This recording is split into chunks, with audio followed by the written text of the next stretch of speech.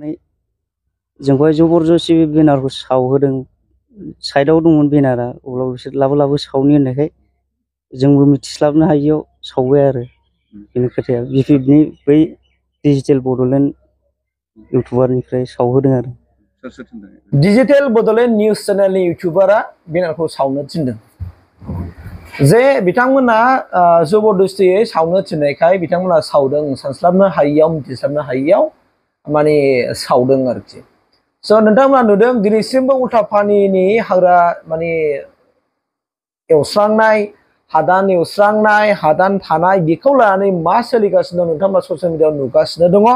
आरो दिनै बिथांमोननि जेनोखि मा होनना बुंदों बै ओनसोलनि जायफोर थागिबिफोर, जायफोर हादानाव थाहैदोंमोन, बिथांमोना दिनै मिडियाफोरनि गेजेराव मा बुंदों नोंथांमोनहा आं नोंथांमोननो खिन्थागोन। नोंथांमोनानो दिनै नोंथांमोननि खोमाजोंनो माने खोनासंनो ला। आङो खुनु रावनिबो जानानै आङो बाथ्राखौ बुङा, मानोना नोंथांमोनासो खोनासंना लाग्रोनांगोन बाथ्राया बेसेबां रिलमा।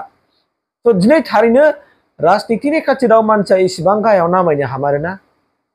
राजनितिनि थाखायनो गुबुननि जिउखौ माने जायफोर साधारन रायजो राजा पाब्लिक बिथांमोनजों गेलेनो हायोना।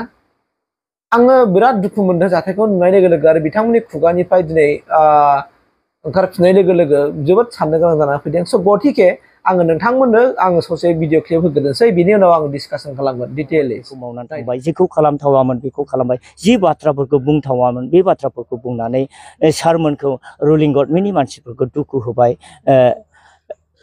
मा होनो दुखु होबाय, मान गैयै अपमान खालामबाय।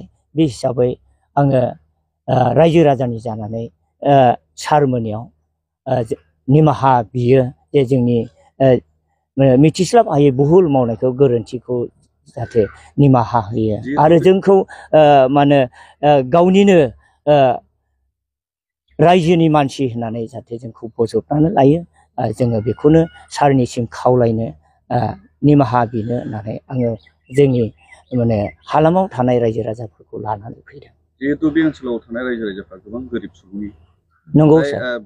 बेबायदि माखासे गाज्रि थुनज्लायग्रा सुबुंफोरखौ बे गोरिब सुबुंफोरनिफ्राय गोजानाव थानाय नोंथाङा मा बुंयो, मा खावलायो? जोङो जि जायगायाव दङ, जोङो साफ्रोमबो जोङो दुखि गोरिब मानसिफोर, जोङो गैजाया, हा हु गैजाया, जोङो आर्थिक अबस्थायाव जोङो जोबोद दुरबल। बेनिखायनो जोंखौ जोंनि बे हालामाव रायजो जानायाव जोंखौ हेंथा होफैबाय थानाय बे मानसिफोरखौ जोंनिफ्राय जानगाराव थाजानो जों लुबैयो आरो। दा फैबाय थानाय समावहाय नोंथांमोना गभर्नमेन्टनि माबायदि सलुसनखौ लुबैदों?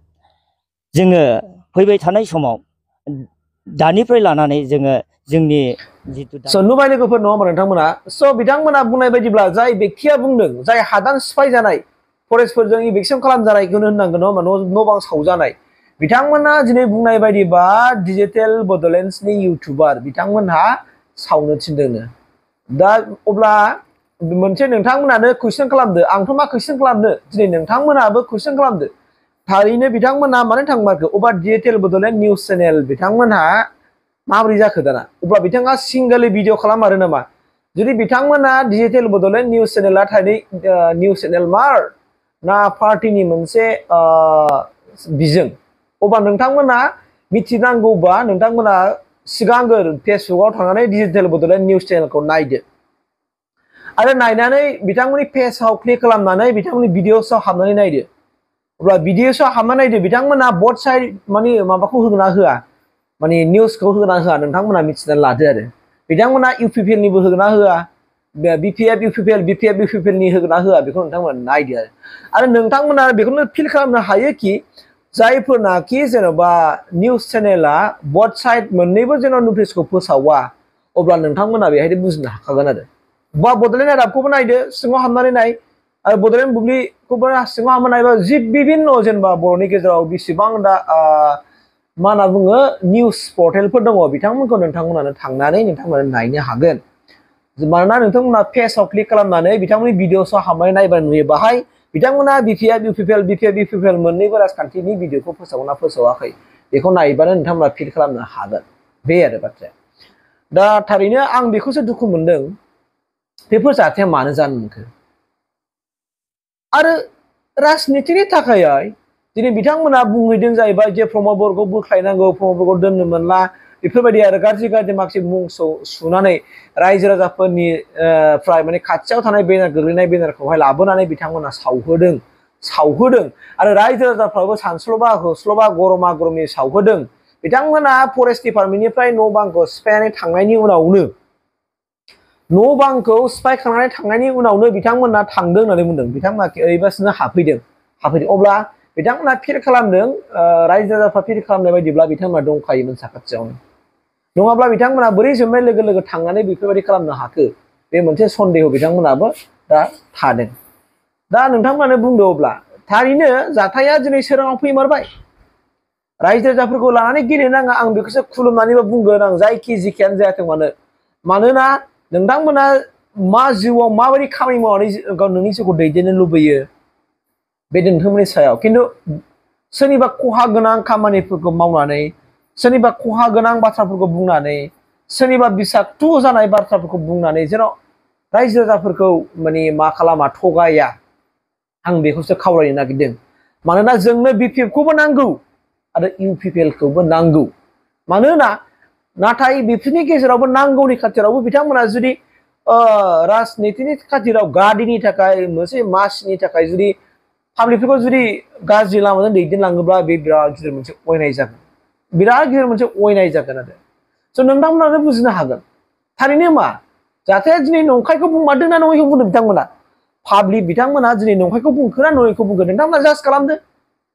आंथ' मा बुंनो आं बिथांमोननि बुंनाय बाथ्राखौ बुंगासिनो दं दिनै नोंथांमोननि गेजेराव आं नोंथांमोननो फोरमायदों। माने आं दुखु मोननायखौ आं फोरमायबाय बेनि गेजेरजोंहाय। मानोना बेफोरबायदि थासारिया जोंनि गेजेराव जाथ'नो नांलामोन। आरो सामान्य जुदि राजखान्थिनि खाथियावनो जुदि जोङो हाग्राखौ लानानै जुदि जोंनि मानसिफ्रा जोंनि दैदेनगिरि सारमोना जुदि माने गेम गेलेलायोब्ला बे मोनसे बिराद गिदिर दुखुनांथाव जागोन। बे बिराद मोनसे गिदिर दुखुनांथाव जागोन। मानोना जोंनि दैदेनगिरिफ्रानो इयुनाव जोंनि थासारिया मा जानांगौ इयुनाव जोंनि हालोदा मा जानांगौ बेखौ दैदेननांगौ जाहैबाय दैदेनगिरिफोरनि आखायावनो दङ। दा दैदेनगिरिफ्रा जुदि दानिफ्रायनो जुदि मिसलिड खालामलाङोब्ला मिसलिड खालामनानै जुदि फालिफोरखौ जुदि दस्रा लामाजों लाङोब्ला अब्ला जोंनि समाजाबो जौगानाय नङा। राजनितिखौ बाद हो। जोंनि समाजाव मोजां सुबुंबो ओंखारनाय नङा। आरो बैफोरबायदि सुबुंफ्रा साननाया मोजां आरो जायफोरनाखि बेफोरबायदि मिसलिड खालामो जिबनावबो दा सान नङाबा नोंहासो नोंनि जिउआवसो खहा फैयो आं बेखौ बुंगोन। नोंनि जौगानायाव नोंनि मावनाय दांनायाव नोंनि लाइफआव नोंनि फेमिलियाव बिराद गिदिर खहा फैयो। नों मालाबाबो सानस्लाबना मोननाय नङा। नोंथाङा देनांनो लासै लासै जिउआव मोनथिलांगोन। मानोना जाय बेक्तिया बेफोरबायदि खामानिखौ थुनज्लायदों बेखौ आं खावलायगोन आरो अननानै दा खालामहो। नङाबा नोंनि जिउआव नों मोनदांलांगोन नोंनि न'खर संसाराव नों मोनदांलांगोन नोंनि बिसि फिसा नोंनि फेमिलियाव नों मोनदांलांगोन जे नोंनि जिउआव मारै जानो नागिरदों।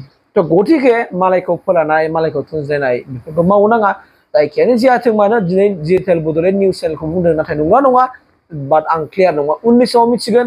जुदि नंमाराबा दिनै डिजिटेल बड'लेण्ड निउस चेनेल बिथांमोनाबो दिनै रिप्लाइ होफिनगोन प्रेस मिटआव होफिनगोन बिथांमोना बुंफिनगोन बाथ्राया जेनुइन नंगौना नङा। खिन्थु आंबो नुदों गोबां माखासे निउस चेनेलफोर दंसै। गोबां माखासे निउस चेनेलफोर दङ। गोबां माखासे निउस चेनेलफ्रा बिथांमोननि भिडिअसआव हाबनानै नायबा नोंथांमोना नुहैगोन आरोखि।